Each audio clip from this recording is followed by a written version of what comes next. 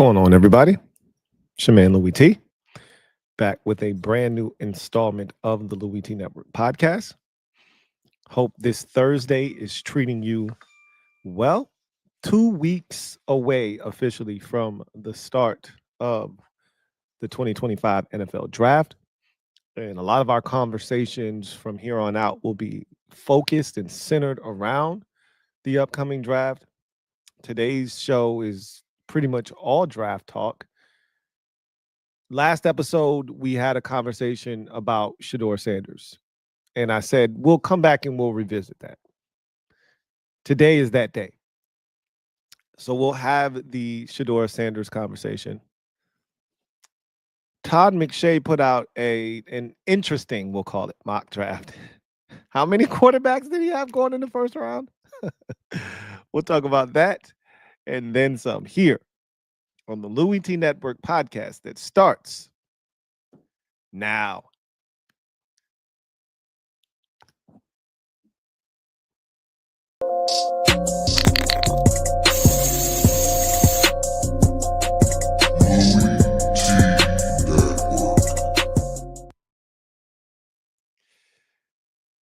Who else could it be?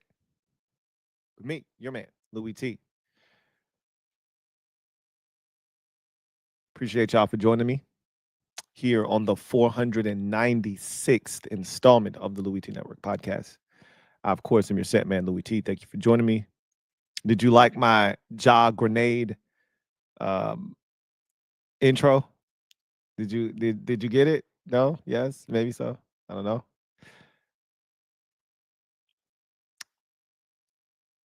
Let's talk about, we're going to get right to the brass tacks of the episode today. Not even going to delay. We're going to get straight to the proceedings this evening. We're going to dive right in. Let's talk about the NFL draft. Let's zoom in even more so and more specifically talk the quarterback position. And let's talk even more specifically about one quarterback individually, and that is Sheduer Sanders. So let's take that opportunity to do that now. And the way we will address him and the situation is with our gem dropping session. Let me drop this gem on your melon. Open your mind, let your conscience be free. You're now rolling with your man, Louie T double E. Let me open you up. Get you thinking a little bit. So, every draft has its polarizing figures and prospects. This draft is no different. Whether you're talking about scouts and evaluators and decision makers being far apart in their assessment of specific guys, or you're talking about conversations that surface in the media to demean a prospect, to tear them down, to cast them in a certain light, or it's just simply one of those, either you like a guy or you don't like a guy. All of these things are human nature. We can sit here and we can talk about what you should or you shouldn't do, what people, what teams, what prognosticators, what networks, what scouts, evaluators, and decision makers should or shouldn't do. But everyone that I just mentioned is a part of the process. They're human. And the human element always comes in to play. And sometimes it comes into question and further into focus when you talk about specific prospects. I think we have one of them here in Sheduer Sanders. And I don't know if there's a more polarizing prospect this year than Sheduer Sanders, because we're talking about the quarterback position. Sure, is the Arizona State running back a polarizing prospect? Sure, for some. I think he's a good football player. I think most people who watch him understand he's a good football player. But he's still a polarizing prospect. Either you love him or you don't. There are other guys in this draft that are polarizing prospects, but for different reasons. Sheduer Sanders is a polarizing prospect because of many different factors. So let's talk about the curious case of Sheduer Sanders. And I first want to talk about Sheduer Sanders, the individual, because in order to understand who he is on the field, you have to first understand who he is off the field. He is the son of Hall of Fame defensive back and media.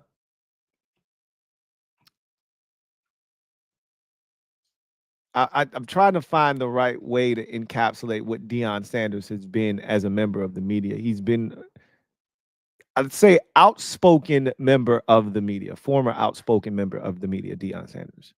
His media career was as loud as his play on the field. He was brash, he was unapologetic, and we got to witness what made Deion Sanders Deion Sanders. He was featured on reality television shows. He built himself a brand and ultimately became a coach, coached his sons, and ended up coaching them throughout high school and into college. And for Sheduer, he grew up the son of a celebrity. Not the easiest thing to do. And in the age that he grew up in, this social media age that we live in now, a lot of his life was under a microscope. And so when you live in that space, it shapes and molds you because I think a lot of people lose sight of the fact that you're shaped and molded by your environment, the things that you're around. You have your own mind, you can think for yourself, absolutely. But as individuals, as people, as human beings, we are a product of our environment. It's why you want your kids around positive influences, right? This is why we try to develop environments that somewhat shelter our kids and put them in the best positions to succeed. Explore and expose them to things that allow their brains to expand, right? Because they're a product of their environment. If you only see one place, that's all you know. So Sheduer Sanders was exposed to a lot throughout his life. And then he becomes an athlete and probably was reared to be one. I mean, I think one of the hardest things to ask someone to do, a kid in particular, is to follow in the footsteps of their world famous athlete daddy. That is one of the hardest things to do, especially when your dad is one of the best to ever do it. I imagine it was hell being Michael Jordan's son. I know it's tough being LeBron James's son. It has its perks. Ask Bronny James. It has its perks. No one's crying for these people, right? But it's tough, especially if you just want to be a kid, if you just want to be normal, if you just want to play sports like everybody else. Impossible when your dad is Deion Sanders, your dad is Michael Jordan, your dad is LeBron James, right? Your dad is Magic Johnson. We've all seen EJ. Let me get that height, EJ. Damn, you wasted that shit.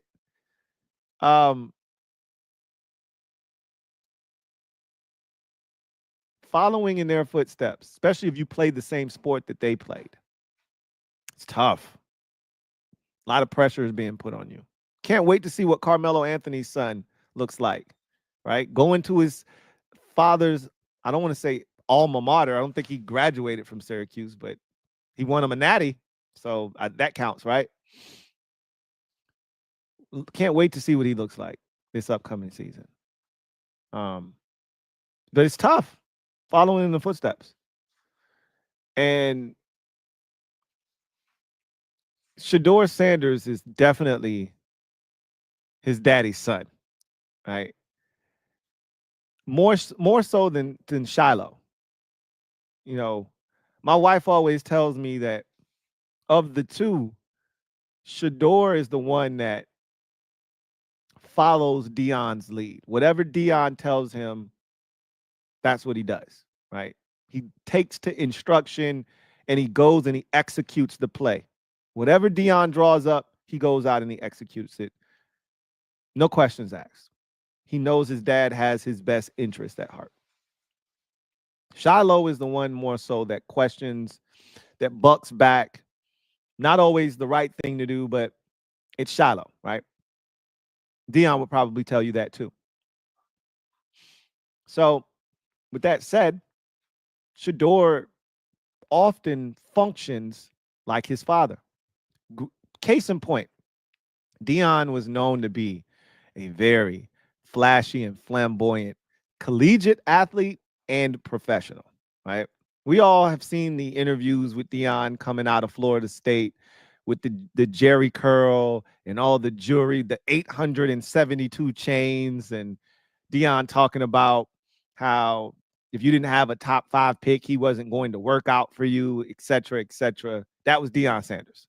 Neon Deion, prime time, as they say, or Chris Berman used to say. Anyway, Sheduer follows in his footsteps. We've all seen the celly that he had that made him famous, went viral, the Flex celly. You've all seen it with the watch, the Audemars. You've seen it. We've all seen it.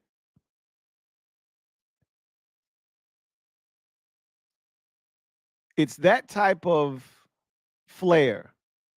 He's wearing a big, thick rope chain when he plays. I think it's like a herringbone, a big, thick herringbone type chain around his neck. They win a game, and the first thing he does is he puts on his Audemars, and he flashes it to the crowd section back in 2023 after they beat Arizona State. We all remember it. And his dad didn't chastise him for it. You know what his dad said? Hey, we ain't out here giving out no free advertisements. If we gonna go viral off of that, we need a watch NIL deal. That's where his dad's head is at. Sheduer Sanders is built different because he is different. He's in Pizza Hut commercials.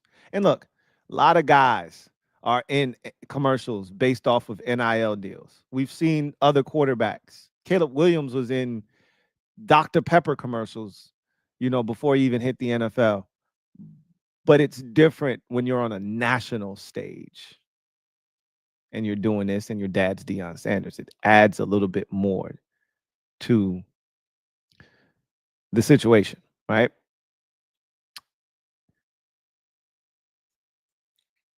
A lot of the conversation, I believe, surrounding Sheduer Sanders stems from, quote unquote, the old school scout, right? The guy that cut his teeth in the late 90s, early 2000s, right? Who came up in the game when it was rough, tough, and rugged, right?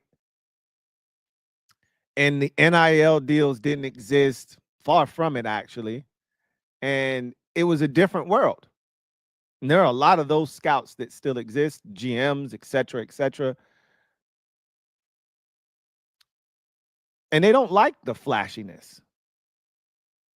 Sheduer Sanders reminds a lot of people who've been doing this for a long time of Johnny Manziel in terms of the flair and, the way of the dramatics, right? The off-field, I don't want to call it a distraction. He's not out partying like, getting high and doing stupid shit like Johnny Manziel was. They're not the same guy, and I wouldn't put them in that same category. But remember, Johnny had the money, right? He had the money celebration. It became a thing. It took off and had a life of its own. So much so that, and you've got a celebration that hits home when you've got players on the opposition mocking you with your own celebration. You've struck a chord. In 2023, when they lost to Oregon, one of the Oregon players is doing the celly, right? Doing the flex celly with a watch on. And I'm like, okay, guy, we get it. But it's that kind of stuff that rubs the old guard, we'll call them, the wrong way. They don't like it. It bothers them. And look, we're in a new day and age in collegiate sports. NIL is here to stay. It's not going away. And these guys have money now. Sheduer had plenty of it before the NIL, way more of it afterwards. Didn't hurt that his father was Deion Sanders either. So the watches, the cars, all of that stuff, the flamboyant lifestyle, these are all things that come with the Sheduer Sanders package. It rubs some people the wrong way. How much does he love it? How much does he care? These are questions that get thrown around with a lot of athletes, not just Sheduer Sanders. But again, when you put him under a microscope, it's probably times 4 or 5 because he's Deion Sanders' son and he's got money. What motivates him? Does he love football? And yes, the Deion Sanders being his father thing is real. How many fathers are sitting in on your interviews with teams? I don't know what that number looks like. I'd imagine it's not a lot. We criticized Kyler Murray's dad for being at everything and how uncomfortable it seemed when he was on the Dan Patrick show and his dad was there and it was weird and the energy was off. We criticized the Ball family, LeVar Ball in particular, for how he promoted his sons and how he was out there in the spotlight. But this is Deion Sanders we're talking about. It's a different animal. He can do that. He's Deion Sanders. Then there's the thing of, if you draft Sheduer, you're drafting his dad too. Yeah, you are. And there's been rumors about Sheduer half-assing it in interviews. We don't know if any of this stuff is true. I hate when stuff like that comes out this time of the year because it's made to paint a picture of these young guys that are 21, 22, 23 years old. It sucks. It really does. Because they don't really get to control the narrative this time of the year. It's a lot of noise, and it's created by people who sometimes hide behind, being an anonymous source, and shit's out there. We're in the age of social media and the information highway. It's loaded with a lot of fake news, but most people can't tell you the difference between what's true and what's false. Those lines have been blurred so many times over that a lot of it just kind of blends together. So you hear something, you don't know what to believe anymore. I always tell you, this time of the year, believe half of what you see, none of what you hear, even if it's spat by me, your man, Louie T. It's a lot of lies. It's not safe out on the streets right now, especially this time of the year. That said, there's a lot circulating about Sheduer Sanders, his care factor. Is he trying to determine where he gets drafted? which I don't think any of it is true because one, most guys want to go number one overall. Most guys want to wear the badge of honor that says I was the number one pick in my individual draft. I don't know of one player that doesn't want that. Every guy competes at a high level and puts himself in this position so that he can say I was the number one pick. Now, do you necessarily want to go to the team that holds the number one pick? No, but everybody wants to be the number one pick. He was prepared to be a Tennessee Titan if they were willing to have him. They don't want him.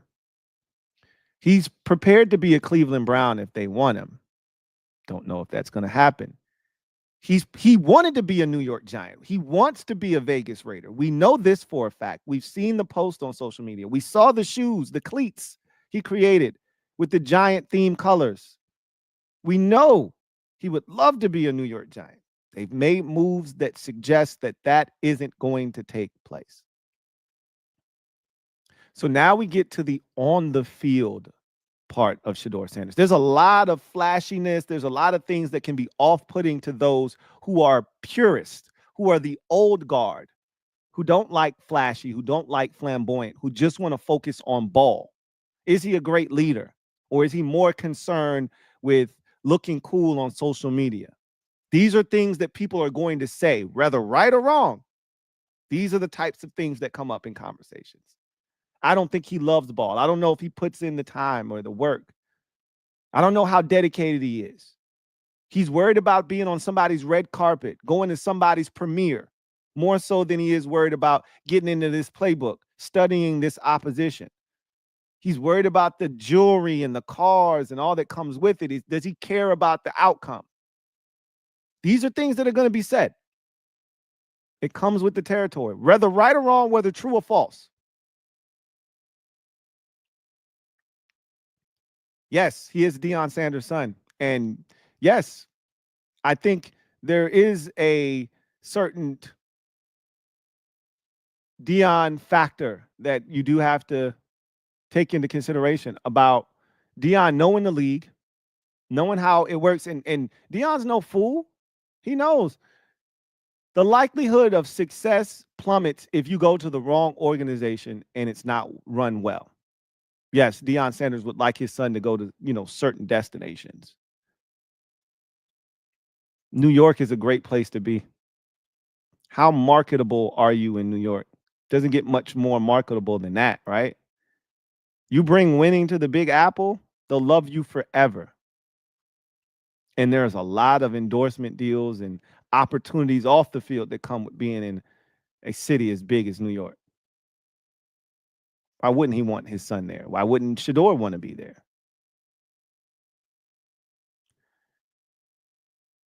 You look at the on the field production. And I'm going to ask you guys a question. If Sheduer Sanders, his name was Sheduer Campbell, and his father wasn't Deion Sanders, will we be having this conversation about him off the field? Will we be having this conversation about his status in this year's draft class? How do you feel? Strip all of that stuff away. How do you feel about Sheduer Sanders as a prospect?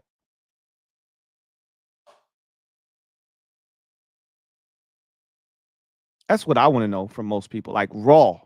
I want people's raw opinion about Sheduer Sanders. I don't want to hear anything about his dad or this or that. I just strip all of that down. I'm just talking about the play on the field, between the white lines. How do you actually feel about Sheduer Sanders? Does he belong in the conversation for the number one overall pick?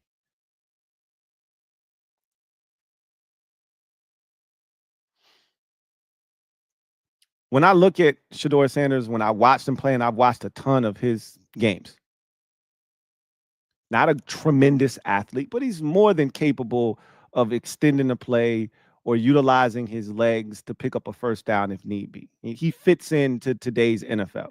No, he's not going to be dynamic like a Jaden Daniels or Lamar Jackson, but how many quarterbacks actually are, right? but he's more than capable on 3rd and 7 of getting 8 yards. Okay. So we're not going to act like he has 2 left feet. But, he made a comment like, I'm a combination of Tom Brady and Michael Vick. No, you're not. Stop that. Okay. Let's not do that.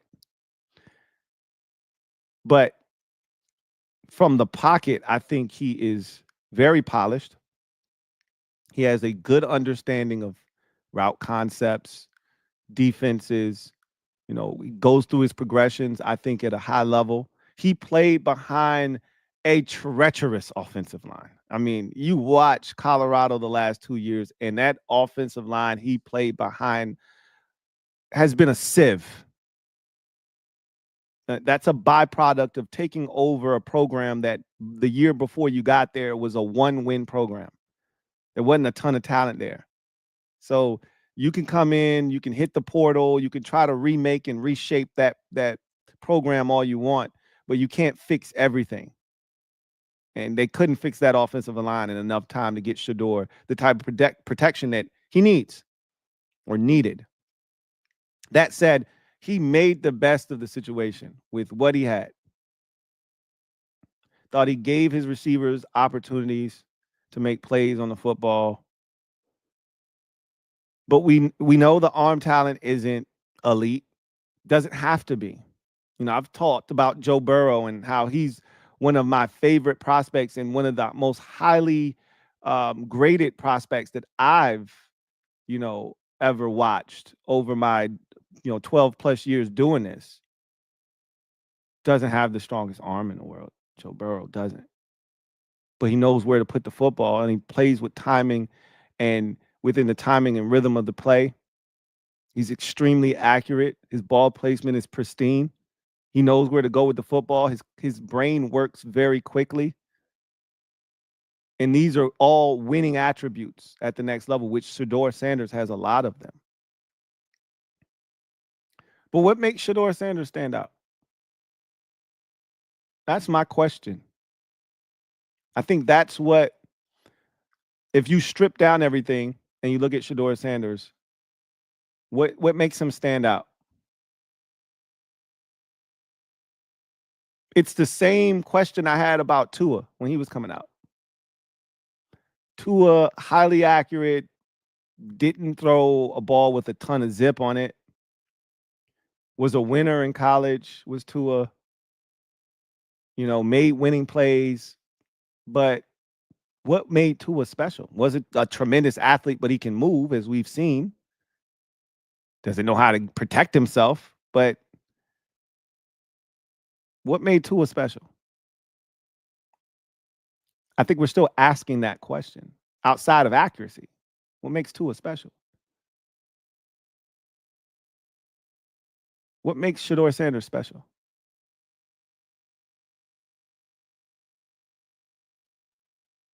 I don't know.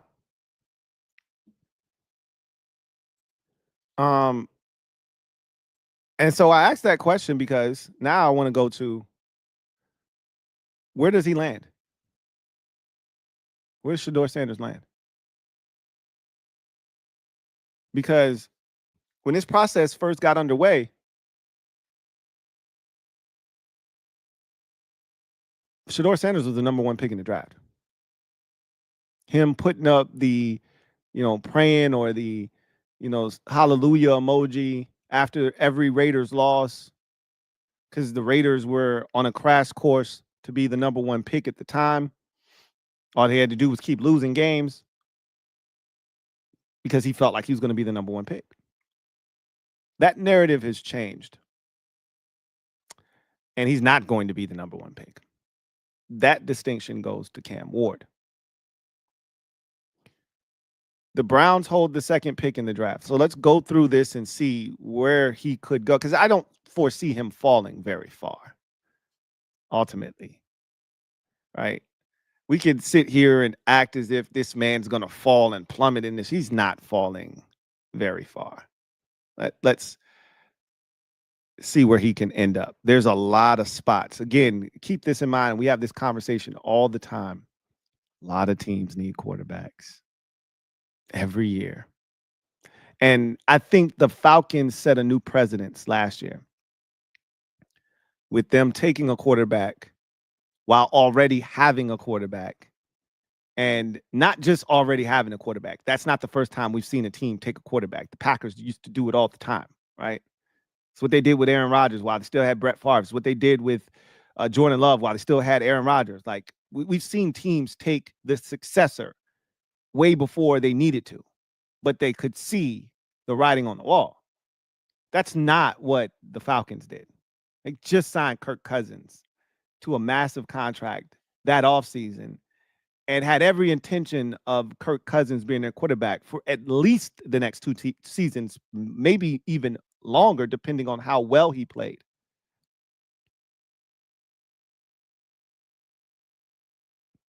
They benched Kirk Cousins last year for poor play and promoted the rookie while they were chasing after not only a playoff spot, but a division crown. So the game has changed.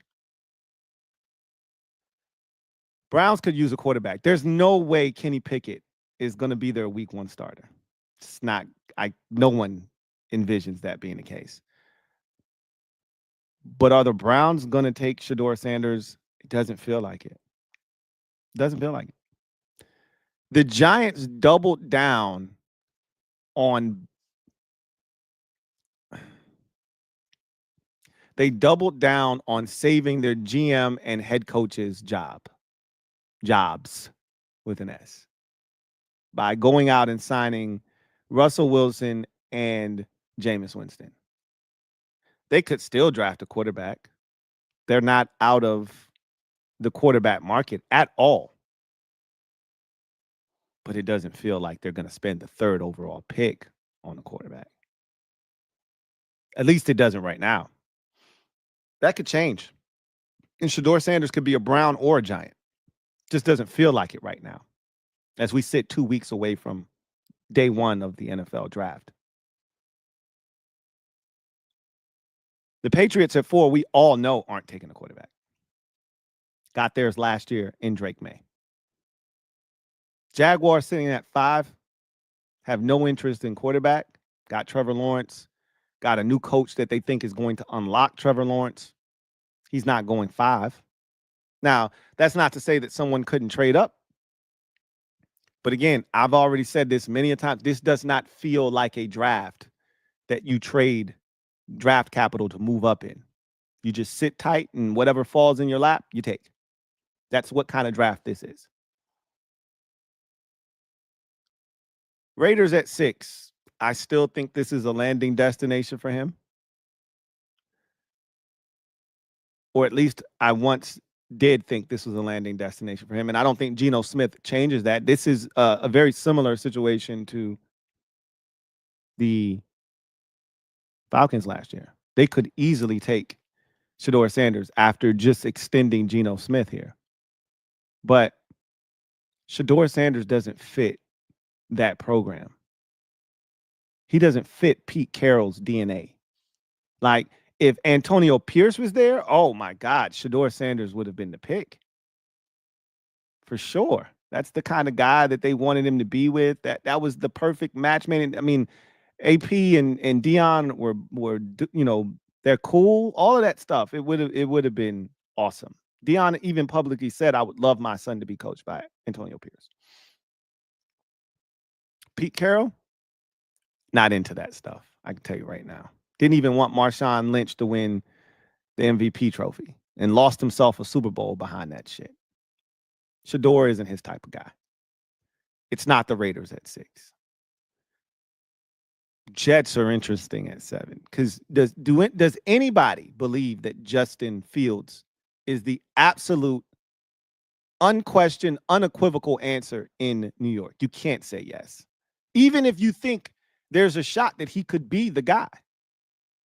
I love the fit. I think he has a chance to finally succeed.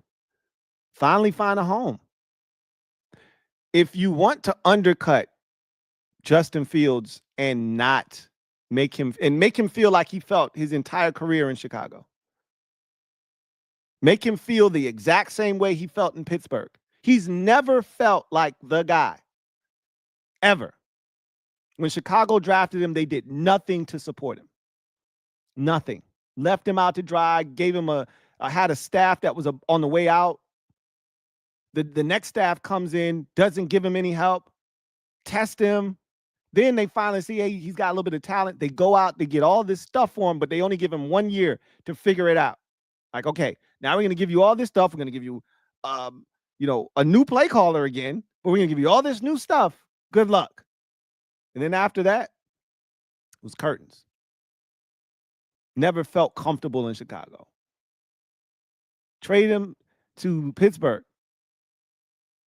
As soon as he gets there, Russell Wilson shows up. So clearly not his job. He's finally somewhere where he thinks they believe in him. Do you really want to undercut him by drafting a quarterback? Again, if you're the Jets, the more the merrier, right? What's better than 1 dart? 2 darts that you have to throw at the board to see if one of them sticks at the quarterback position. But the same issue that we talked about in Cleveland kind of exists in New York with the Jets. I mean, the Giants could have taken him outdoors, windy. Can he handle the conditions? The Jets are the absolute worst organization that Sheduer Sanders could go to. They're a dumpster fire. They've got a dunce cap for an owner. You would essentially be ruining the man's career before it even got started.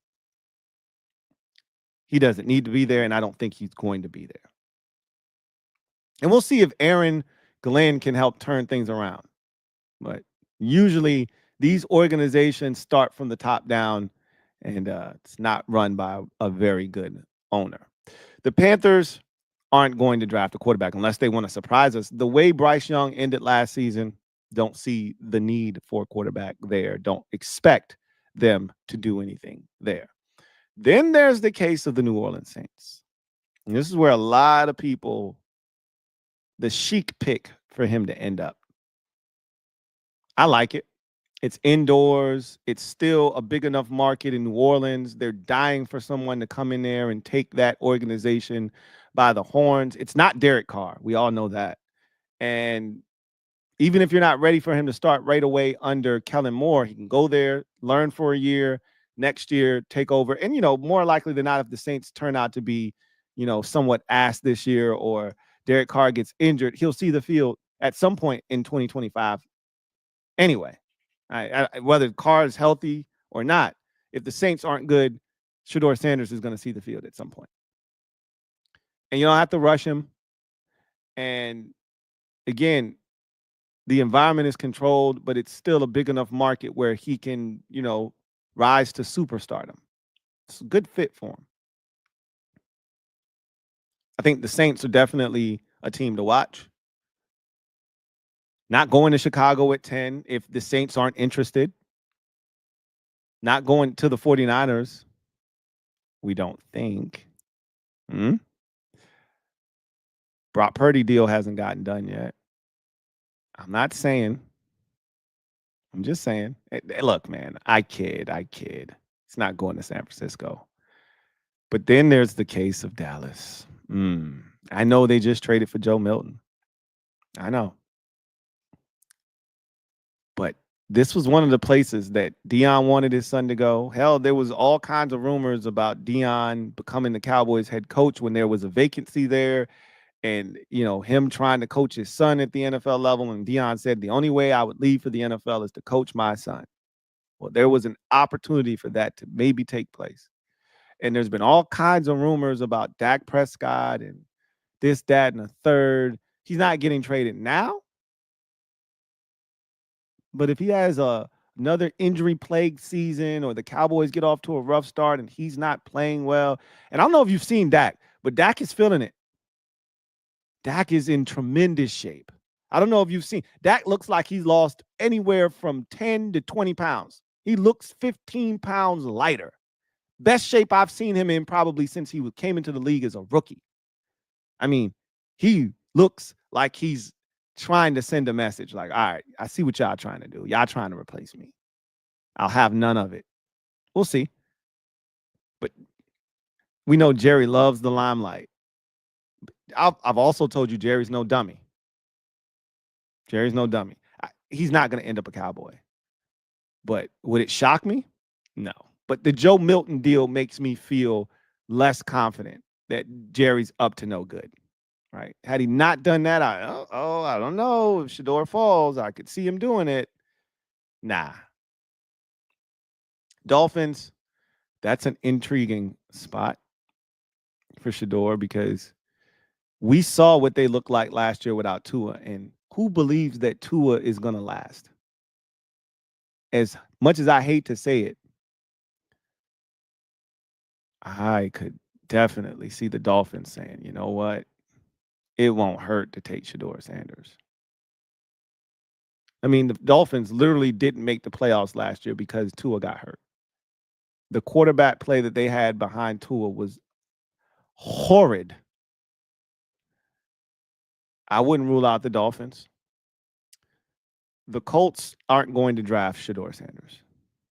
I don't know what the hell they're doing at quarterback right now between Daniel Jones and Anthony Richardson, but Sheduer isn't going to be tossed into that mix. Falcons aren't drafting Sheduer Sanders. Cardinals, interesting. We've heard rumors about Kyler Murray. Is he on the block? I don't think they're looking to do anything with Kyler Murray at this juncture, but you really want to throw a monkey wrench in that plan, draft Sheduer Sanders. They're not doing that.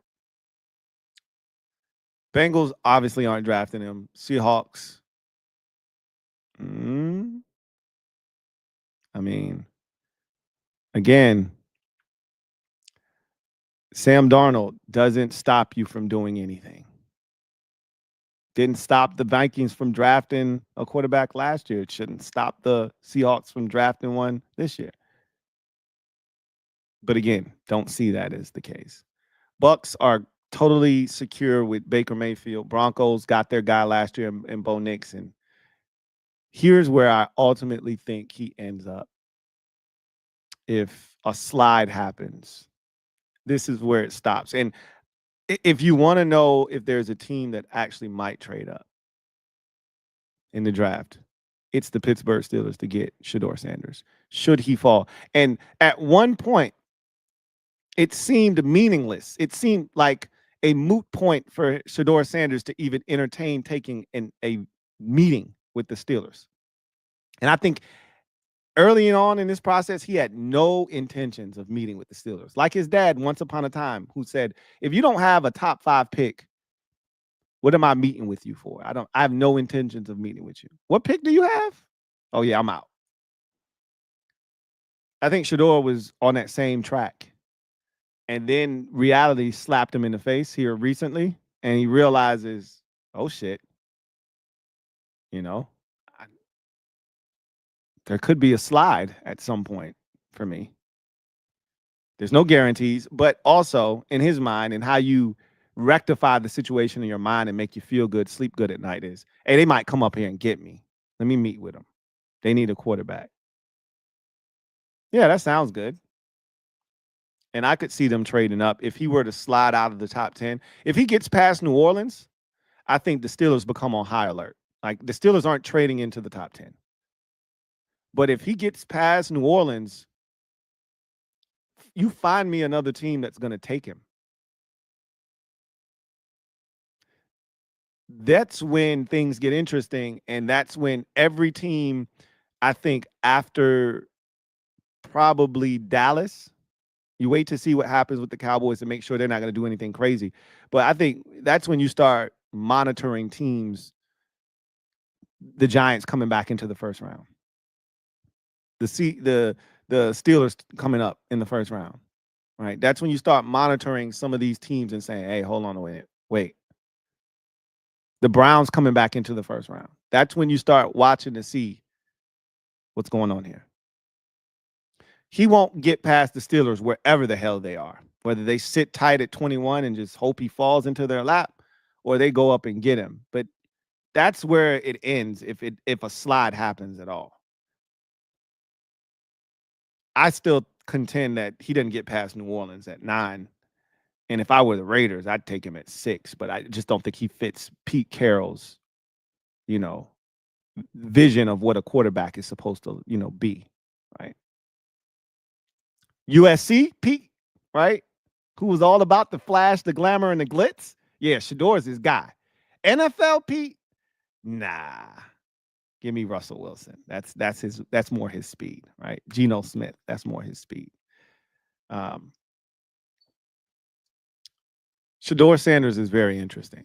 And come draft day, I guarantee you he will be one of the headline stories. Where does he come off the board? Especially if it doesn't happen at 2 or 3, which it doesn't feel like it's going to happen right now. He will turn into the guy that the cameras will follow, whether he's in attendance, and I don't know if he's going to be there or not, or he decides to have a party. Wherever he is, they're going to have a camera there, right? So if he decides to have it at home or at some, remote location, there'll be a camera there. And they'll keep putting the camera on him. Some guys decided to take the invite to come to the draft. Very interesting. Very interesting, which is the perfect segue to our next segment. Social media maneuvers. I'm a midday marauder. If you want your comment read on the air, super chats are the best way to get that done. It ensures that your comment will be read on the air and reacted to. It also allows you to jump straight to the front of the line. We are pressed for time today, so feel free to use the hashtag LouieTLive to have your comment read, but we'll probably won't have enough time to get to it, to be honest with you. So super chats are going to be the way to get your comment read. I just want to bring this up real quick. Then we'll get to the comment section. Todd McShay recently put out his mock draft. Not that I care. And normally I wouldn't even be able to tell you what was on it. But my buddy's a Raiders fan. He desperately wants out of the 6th pick. He called me this morning and he said, "Did you see Todd McShay's mock draft?" And I'm like, "No."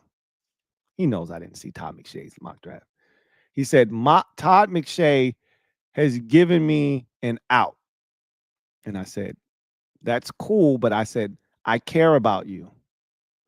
And I don't want you getting your hopes up." He said, "Todd has 4 quarterbacks going in." I said, wait, what? He's got 4 quarterbacks going in the first round. I said, "Who's the 4th quarterback, man?" And he goes, "Jalen Milroe." And I'm like, that right there should allow you to dismiss Todd McShay's mock draft. His was chock full of trades and all kinds of wacky goofiness. Great for clicks. Listen, 2, maybe 3 quarterbacks. Now, I will owe Todd McShay the biggest double O if somehow on some alternate universe we're watching on April the 24th at about 10:23 the New York Giants trade back into the first round in front of the Los Angeles Rams as Todd McShay had it to draft Jalen Milroe, because in McShay's words, Sean McVay has a massive crush on Jalen Milroe. So in order to get him before McVay does, McShay says the Giants have to trade in front of the Rams. So they do. That's nasty. There's no way 4 quarterbacks are going in the first round of this draft. I'm just telling you. And again, if Todd McShay is correct, and in McShay's mock, if I'm not mistaken, the Saints take the Ole Miss quarterback. And I'm like, they couldn't wait to do that? They had to do it at 9? So, no, I don't see 4 quarterbacks going in the first round. And I don't see the Ole Miss quarterback going in the top 10 of this year's draft class. What are we doing here? What are we talking about? All right. It's not happening. So, and Jalen Milroe is not going in the first round. Whatever he's smoking, keep that shit away from me. Okay. I don't want any of it. Right. Anyway, I digress. Let's get to the comment section. See what you guys have to say.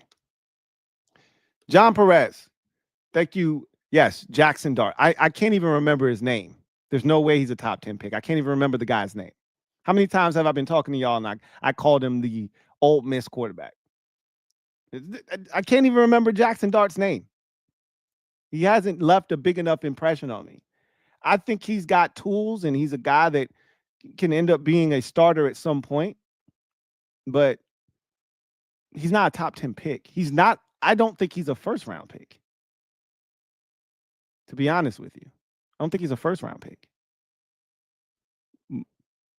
I put him in the same category that I put Will Levis.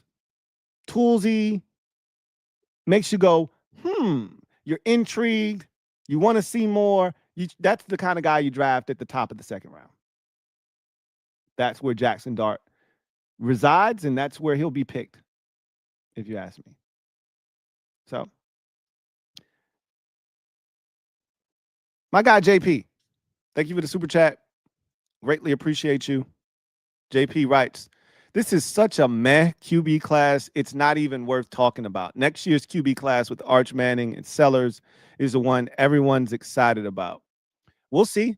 You know, we do this thing all the time where we start looking ahead at this QB and that QB, and then said QB has an ass year, and then you start questioning, well, you know, is this guy really as good as we thought? I mean, hell, we were talking about Sheduer last year. He's not even going to go 1 this year, right? We do this all the time. So we'll see what Arch Manning is. We've got a small sample size of Arch. Everybody's drooling over this kid. Well, let's see if he's worth the hype. And I'm going to be honest with you. I'm not a fan of a guy that only gets to start for 1 year. So I don't care if Arch Manning tears it up next year. He's got 1 year of, starting experience. That bothers me. And we've seen the long list of quarterbacks that come into the NFL with 1 year of starting experience and how that shit goes. So I'd pump the brakes and drive slow, homie. Drive slow on Arch Manning. But we'll see. Time will tell. All of that shit will settle itself out in the long run. My guy, JP, thank you for the super chat. Greatly appreciate you. Double up. Thank you for doubling up. Who writes, if the Giants draft Sheduer and it doesn't go well, everybody in that building is gone. Plus, don't be shocked if neighbors ask for a trade in 2 years. Well, again, I won't deal with the hypotheticals of 2 years down the road or this, that, and the third. What I will say about Sheduer is it's less likely that they're going to draft a first-round quarterback because of the state of their franchise, right? Where they are right now. You can't bring a young quarterback in that building and expect success. And if success does not happen in 2025, everybody's fired. And what does that mean for a young quarterback? Again, I hate that situation. I hate doing that to a young quarterback. It usually spells the end before that quarterback even gets his beginning. And it's just not a good position to bring a young quarterback into. So I could see the Giants spending a second-round pick on a quarterback. You're not as invested. You're still invested, but you're not as invested. There's a chance at success, and even if, things go off the rails with, Russell Wilson and Jameis Winston and everybody gets fired, well, that second-round pick is a second-round pick. You could draft a first-round quarterback the next year, even though you just spent a second-round pick on a quarterback the year before, right? But if you draft a first-round quarterback, you stuck. Like, we've seen teams, draft a first-round quarterback and then turn around and draft another quarterback. It's rare, but we've seen it done. But it doesn't happen very often. It's rare where, like the Bears in their case, they draft a quarterback and then, like, how many years was it later? Fields was in the 2021 class. And so 3 years later, they were shipping him out and trading for and looking for an upgrade. And that still was 3 years. So it's I don't see the Giants drafting Sheduer Sanders, but it could happen. I actually would like to see it, to be honest with you. I would like to see it as a fan to see how it would turn out. But don't think it's going to happen. As for Malik Neighbors, he never wanted to go to the Giants in the first place. We all saw his reaction. He never wanted to be there. He knew what he was signing up for. He didn't want it, but he had no choice. So it is what it is. Doesn't help that his best bud is over here playing in the NFC Championship game in year 1. That doesn't make his situation any better. And he gets to see his best bud shredding his squad twice a year. Now, I will say Malik had a chance to end us in week 2. I don't know if our season happens if he catches that football on 4th down. Now, our whole season could have gone totally different. He catches that football. He drops the football. A star is born. Jaden takes us down on his first game-winning drive of his career. Obviously, it wouldn't be the last. And the rest is history. Like, everything happens the way that it's supposed to. And that happened the way that it was supposed to. Bear it down, and my guy, BD, been a member for 43 months. Salute to you, my friend, who writes, respect, Lou. Keep doing it. Respect to you, BD, man. Been a supporter for quite a while now, and I can't thank you enough. If you're out there, let me take this time very quickly to ask you to hit the like button, as that helps this channel grow exponentially. If you haven't already done so, please do that now. Also, subscribe to the Louie T Network for more great content. Turn on that notification bell so you don't miss a thing. You never know when I'm going to go live. Hell, sometimes I don't even know when I'm going to go live.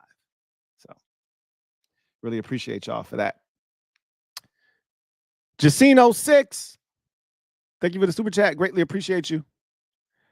Jacino writes, just seeing your wide receiver video, and all I know is they better not let Tet fall to us. I don't think he's going to fall that far. He could fall, but I don't think he's going to fall that far. Trust me, there are other teams that see Tet's potential, see his skill set, and say the same thing that you're saying. Hey, they better not let him fall to us, right? I think the Chargers are looking at Tet and saying, look, if he falls to us, we'll take him. So we only signed Mike Williams to a 1-year deal. We'll take Tet. I think there are plenty of teams that are looking and saying, hey, you don't want him, we'll take him.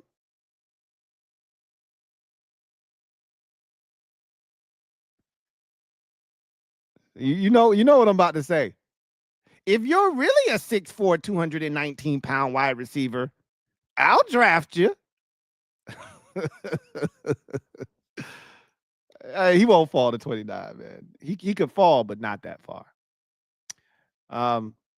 Anyway, I digress. All right. Let's get to our final segment of the show. And that, of course, is garbage time. Let's wrap this thing up by quickly just giving you guys some product upcoming show information. So tonight, the Commanders Kings will finally ride again. Still trying to figure out if we're going to be at full force or if we'll be down a man. Doesn't matter. We're going to show up and post tonight. So be on the lookout for that. I will be back. Hold on a second.